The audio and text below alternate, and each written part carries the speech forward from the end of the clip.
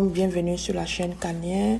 Soyez tous bénis au nom de Jésus-Christ de Nazareth. Aujourd'hui, 9 février 2024, je fais la première vidéo de cette année et je vais profiter pour faire un récap sur les vidéos de l'année dernière et je vais insister sur certains points importants, notamment sur le calendrier biblique versus le calendrier que nous avons aujourd'hui, le calendrier biblique versus le calendrier que nous avons aujourd'hui, Babylone et la fin des temps. Et sur le calendrier biblique, j'aimerais dire merci à tous ceux qui ont visionné la vidéo et qui l'ont partagée. C'est l'une des vidéos, malgré mes faibles vues que j'ai, qui a quand même atteint la barre des plus de 100 vues, parce que mes vues sont très infimes. Mais j'aimerais dire merci à ceux qui ont partagé cette vidéo, qui l'ont visionné et qui se sont nouvellement abonnés. Et j'aimerais rappeler, et c'est très important, j'insiste là-dessus parce que c'est une conviction profonde et je pense qu'il y a une vérité, une clé ou un trésor derrière ce savoir-là, derrière cette connaissance de cette vérité qui est de s'attacher au calendrier biblique, au calendrier de l'Éternel, au calendrier du vrai Dieu, pour parler comme un géopolitologue que j'aime beaucoup. Et j'aimerais vous rappeler que le mois d'Adar commence demain, commence le 10 février, et c'est le dernier mois de l'année, selon la Bible, selon le cosmos, selon le vrai Dieu. Le mois d'Adar, c'est le dernier mois de l'année. Il commence demain, le 10 février. Et la nouvelle année 2024 commence le 9 avril. Donc, elle commence à la nouvelle lune du mois d'avril. Donc, il faudrait se préparer spirituellement. Il faudrait passer ce mois qui commence là dans la prière, dans le jeûne, dans la méditation. En préparant cette vidéo, je n'avais pas fait cette remarque-là. J'ai remarqué que le mois d'Adar, le début du mois d'Adar et le début de la nouvelle année, selon la Bible que nous avons, correspond étrangement aussi au Ramadan musulman. Pendant ce mois-là, les musulmans jeûnent, ils se préparent, ils fêtent la nouvelle année avec la nouvelle lune, ils font sambin. Et nous, qui adorons l'Éternel, le Dieu d'Abraham, d'Isaac et de Jacob, le Dieu qui a dit à Abraham, qui était à Babylone, qui était à Our des Chaldées, de sortir de là et de bâtir un peuple dont lui serait le maître, le rabbi, nous nous sommes déconnectés de ça. Nous concentrons toute notre énergie spirituelle au mois de Janus, au mois de janvier, qui était, le dieu Janus romain, qui était le dieu des commencements, le dieu des portes et des commencements. Et ça, j'insiste là-dessus pour ceux à qui ce message-là parle, qui veulent vraiment dépasser les sentiers battus, dépasser le conformisme, de vraiment revenir au calendrier de l'Éternel des armées. Donc, la nouvelle année commence le 9 avril. Le mois d'Adar commence demain, le 10 février. La fête de Pâques commence du 22 au 30 avril 2024.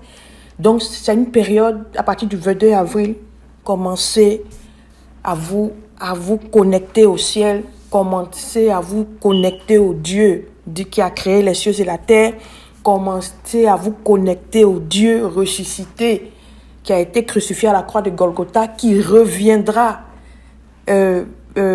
régner sur la terre pendant le millénium. Commencez à vous connecter à ce Dieu-là. Et la Pentecôte, la fête des moissons, est le 19 mai. Et la fête des trompettes, que nous ne fêtons pas, parce qu'elle est vraiment, nous sommes déconnectés du calendrier biblique, elle commence, excusez-moi pour mon alarme qui crie un peu, elle commence du 2 au 3 octobre. Elle est fêtée entre les deux soirs, du 2 au 3 octobre 2024. La fête des expiations ou la fête de l'action de grâce, elle est fêtée aussi entre les deux soirs, entre le 11 et le 12 octobre. Et la fête des tabernacles, la fête de Sukkot, elle aura lieu du 16 au 23 octobre. Octobre est un mois béni, le mois de Tishri. Ceux qui sont nés en octobre doivent bénir le Seigneur, parce qu'il y a 3 fêtes de l'Éternel qui sont calées à cette date-là. Et j'aimerais vous rappeler que l'attaque du Hamas a eu lieu le 7 octobre, dès le lendemain de la fête de Sukkot. Et on voit qu'avec cette attaque-là, le monde s'est embarqué dans une guerre et une tension forte qui est en train de mélanger encore, de rebrasser encore plus les cartes. Et moi, ce que je pressens, c'est de surveiller ce qui se passe en Israël et au Proche-Orient pendant les 3 fêtes que nous ne fêtons pas là. Parce que, comme j'ai dit dans les précédentes vidéos, quand le Christ est venu sur terre, il s'est arrangé pour se coller au calendrier des fêtes. Mais les 3 fêtes qui arrivent là, elles sont pas là au hasard. Il y avait un commentateur qui avait commenté sur cette vidéo là, qui avait même mis un lien intéressant, mais le commentaire est supprimé et le lien aussi malheureusement. Mais et il expliquait aussi que une bonne partie des événements eschatologiques de la fin des temps vont tourner autour de ces 3 fêtes-là. Et il faut surveiller Israël. Donc il faudrait... ça, c'est un rappel pour le calendrier. Maintenant, venons-en à Babylone. Je reviens sur le sujet sur Babylone parce que ce qu'Apocalypse 17 et 18 nous révèlent, c'est que Babylone n'a jamais disparu. Babylone est au cœur de la civilisation, au cœur du monde, de la civilisation mondiale. Et Babylone cette civilisation-là a été façonnée par des divinités qui ont pris des portes de certains piliers de la société. Et c'est l'une des raisons pour laquelle la Bible, au moment de la fin d'Apocalypse, prédit sa chute. Parce que la Babylone dont il est question, c'est la Babylone qui a traversé les âges et les empires et que nous avons aujourd'hui encore. Par exemple, je vais faire un retour sur certaines divinités de Babylone. Il y en avait beaucoup. J'ai dit dans mes vidéos sur Babylone qu'il y avait environ 3000 divinités à Babylone. Et à Babylone, les dieux étaient comme des rois. Il n'y avait pas de différence entre une divinité et un roi. C'est-à-dire, ils étaient comme substituts au roi. Et une société qui était très minée par l'idolâtrie. Et j'aimerais revenir sur ça parce qu'il y a des divinités qui ont pris des quartiers aujourd'hui en 2024 dans notre société qui viennent de Babylone.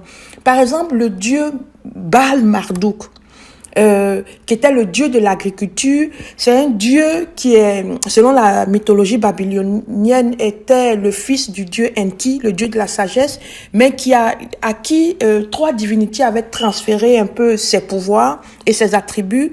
Et c'était un peu le dieu suprême de Babylone à un certain moment donné. Et son temple s'appelait l'Essagil, qui voulait dire le temple au pinacle surélevé. Et certains historiens comme Dominique Charpin et Jean Botoreux font allusion à la tour de Babel, qui était une tour surélevée.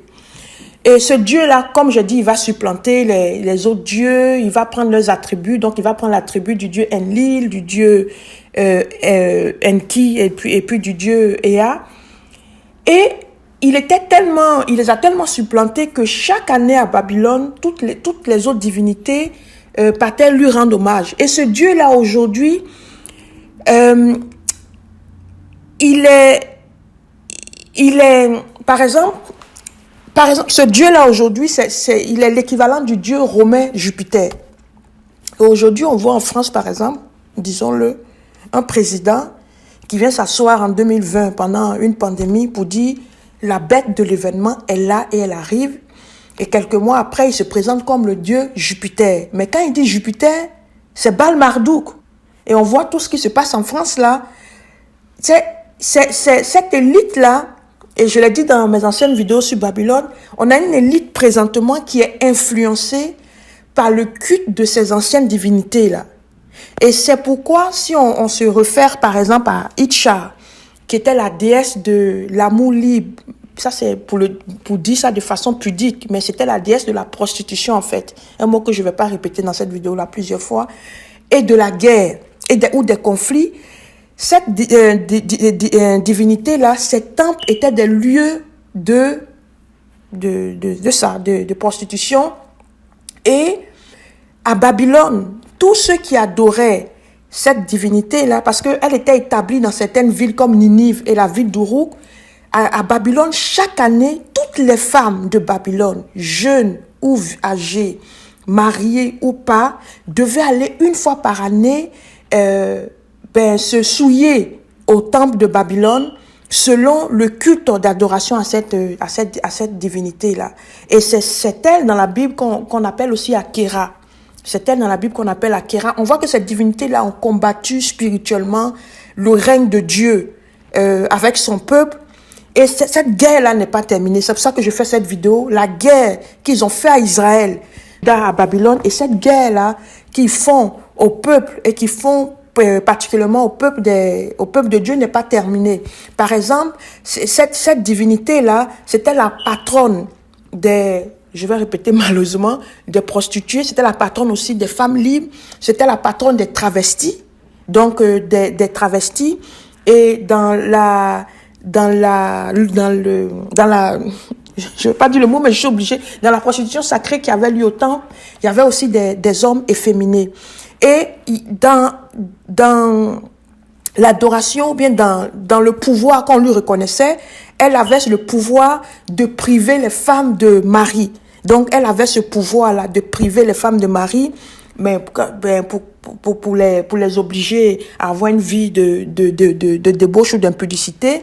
Parce que l'impudicité, c'est un gros mot, mais c'est toute relation sexuelle en dehors du mariage. Et elle avait ce pouvoir-là. Et elle avait aussi le pouvoir de séduction. Quand elle donnait son onction à une femme, il y a même un cantique en Israël qui était chanté, Dominique Charpin en parle dans son livre. L'onction qu'elle donnait à une femme pouvait emmener une femme à aller arracher le mari de quelqu'un d'autre avec qui il a eu déjà 7 enfants, par exemple. Donc, on voit que ces phénomènes-là sont encore présents dans nos sociétés. On voit que le mouvement L++ est en train de prendre de l'ampleur avec beaucoup de force et puis beaucoup de violence et puis beaucoup d'insistance.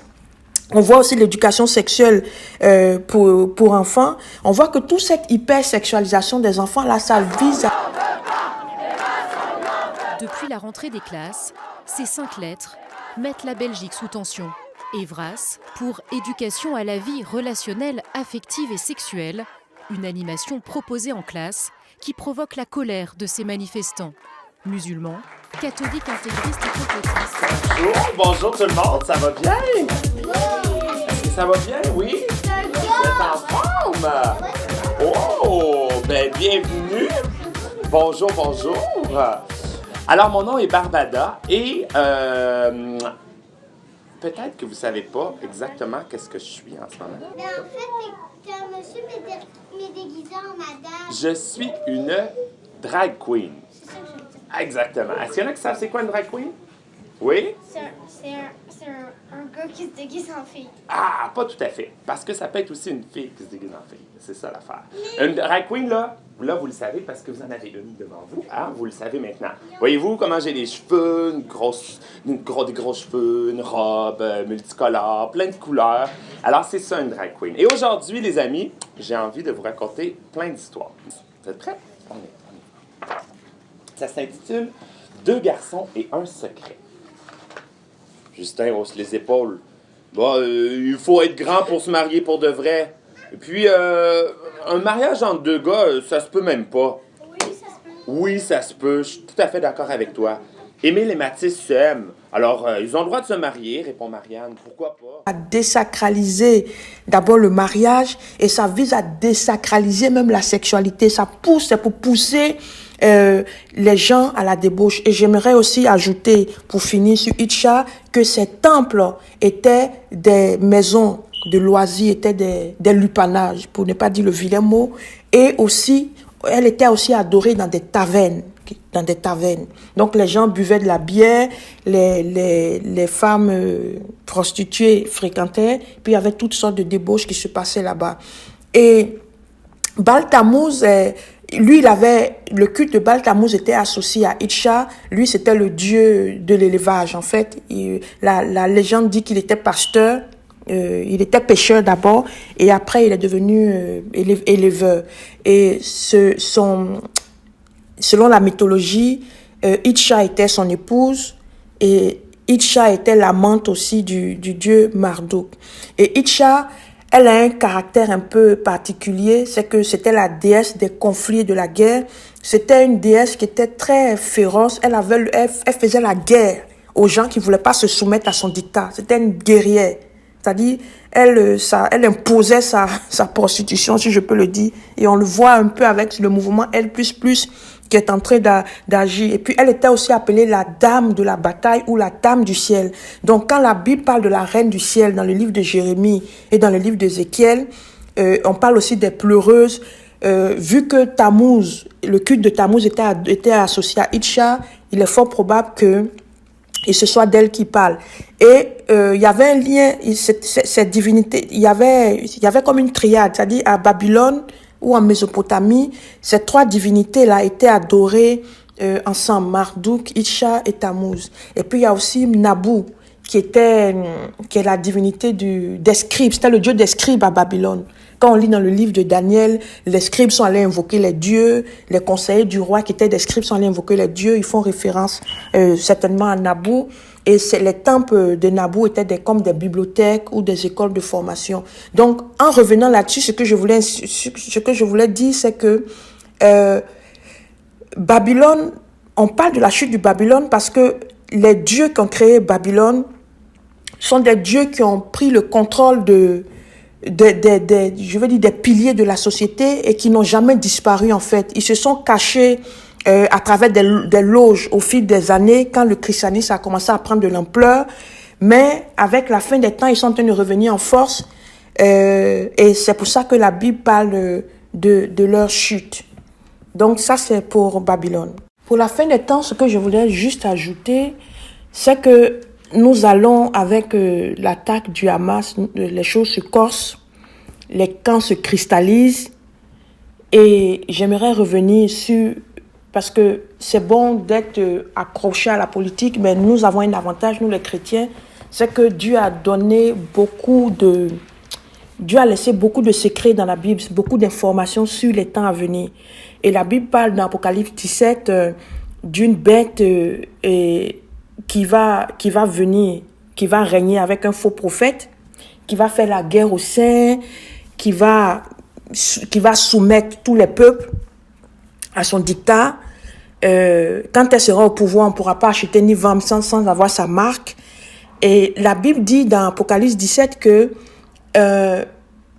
quand on va commencer à évoluer vers la fin des temps, il y aura 10 rois qui vont émerger et que ces 10 rois-là vont trahir, vont prendre la prostituée en haine, vont la trahir, vont la déchoir et vont donner leur pouvoir à l'Antéchrist. Je reviens sur ce point-là parce qu'avec ce que nous sommes en train de voir sur les BRICS, sur le repositionnement politique du monde, les BRICS, que ce soit les BRICS ou pas, mais je pense que ce sera les BRICS, on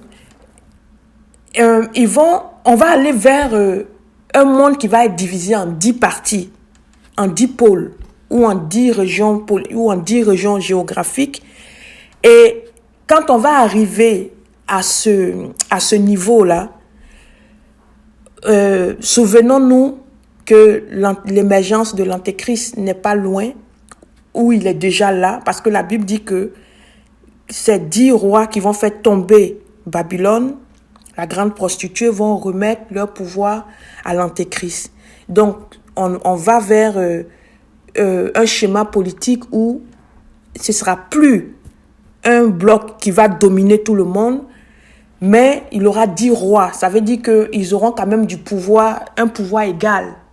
Ils auront un pouvoir égal. Et ça peut laisser entendre que parmi ces pôles-là, il y aura le monde musulman dedans. Parce que quand on dit qu'elle va haïr, elle va prendre la prostituée en haine, on voit que l'agenda L++ là est un agenda qui ne fonctionne pas avec les pays musulmans. Par exemple, je sais qu'à la dernière Coupe du Monde au Qatar, ils ont eu beaucoup de problèmes avec les lobbies L++, parce que eux ils ont leurs lois et puis ça fonctionnait pas et tout ça. Donc on va vers un monde qui bouge, qui va où il y aura 10 forces, en fait 10 pôles selon la Bible, selon l'Apocalypse 17. Et donc c'était ce rappel là que je voulais faire, le calendrier biblique, vérifier les dates importantes si vous voulez vous connecter au calendrier du Dieu du ciel, du Dieu d'Abraham, d'Isaac et de Jacob. Et puis, surveiller tout ce qui se passe sur le plan social et politique. Et ne perdez pas de vue que cette élite-là, comme Apocalypse le dit, Apocalypse 17 le dit, c'est la grande prostituée qui a fait les rois et les marchands, mais ils vont la trahir. Donc, quand vous voyez des lois comme l'éducation sexuelle, vous voyez des scandales comme Epstein, parce que des milliardaires qui vont sur une île pour abuser des enfants, il n'y a pas seulement le vice, il doit avoir un côté rituel, un côté pédosatanique derrière. Donc, c'est ça, il ne faut pas perdre de vue ça. Et puis, surveillons aussi l'actualité en Israël. Pendant les 3 fêtes, là, la fête de Sukkot, la fête de Tabernacle, et la fête de Sukkot, la fête de l'expiation, et la fête d'Action de grâce. Et puis pour cette année, j'ai des propositions de vidéos. J'aimerais que vous puissiez mettre les commentaires si vous avez des propositions de vidéos. J'aimerais parler de l'histoire du temple de Jérusalem et aussi l'histoire des Hébreux depuis Abraham jusqu'à nos jours. Ça pourra nous permettre d'avoir un regard froid et profond sur les origines de la crise qui a lieu avec le Hamas aussi. Et puis, j'aimerais aussi parler de l'enlèvement avant ou la grande tribulation. Et c'est ça. Je voulais parler un peu de l'influence de la franc-maçonnerie dans l'Église, de l'influence sournoise de la franc-maçonnerie dans l'Église, mais ça va me prendre un peu trop de lecture parce que j'aime pas trop faire des affirmations gratuites parfois dans les vidéos. Donc, c'est ça. Que Dieu nous bénisse et n'oublions pas que la nouvelle année, c'est le mois prochain, à la nouvelle lune du mois d'avril. Que Dieu nous bénisse.